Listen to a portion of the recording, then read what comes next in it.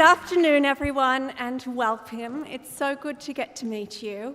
I'm going to talk a little bit about what your student experience may look like in science. And I say that not just because of my role here, but also because I may teach many of you.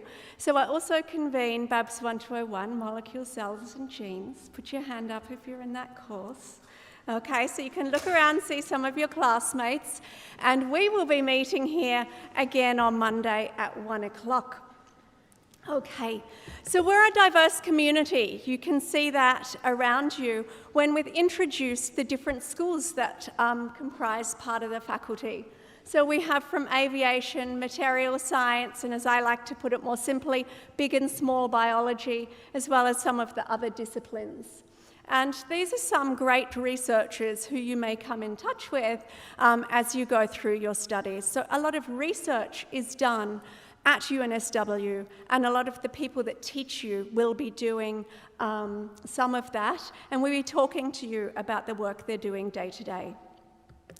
We also have some great teachers, and I've put up here some of the people that may teach you that have won some awards at UNSW, and many of them have also won national awards for teaching as well. Alison is one of them down here.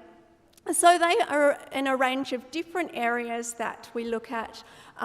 Thomas, for example, up the top there, won an award for well-being. So we like to put students, not just the things you're learning, but you and your well-being as a priority in the things that we do as well. So there's a few names of people there that you may come across in your time. Along with everything you'll be doing, we also like to think that when you graduate in this space here with your degree, that you will have some specific graduate capabilities. You'll be scholars in your specific disciplines. That's that expertise area that you are interested in learning about. Also, entrepreneurial leaders, and these are some great questions to put in Slido to see how we can help you with entrepreneurial thinking. We have makerspaces on campus, we have hackathons and different experiences you can be part of, as well as leaders. You will leave as professionals, so with transferable skills that you can take straight into a workplace. Violet is very keen to talk to you about work-integrated learning on the panel, I'm sure, and as global citizens. So you may be choosing to do an experience abroad, for example, and keen to make a global impact in what you do.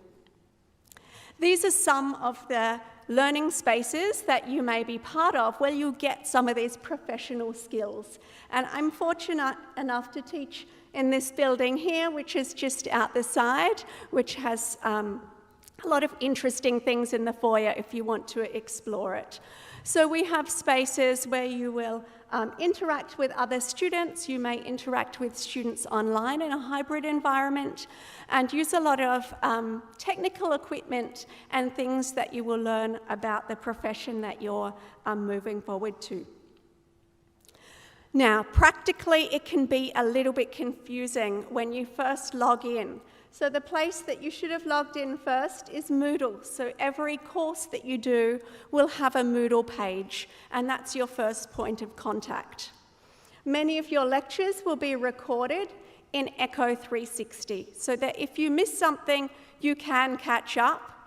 But I always recommend just to get there on time and do it when you need to, because we all know we're not great at catching up.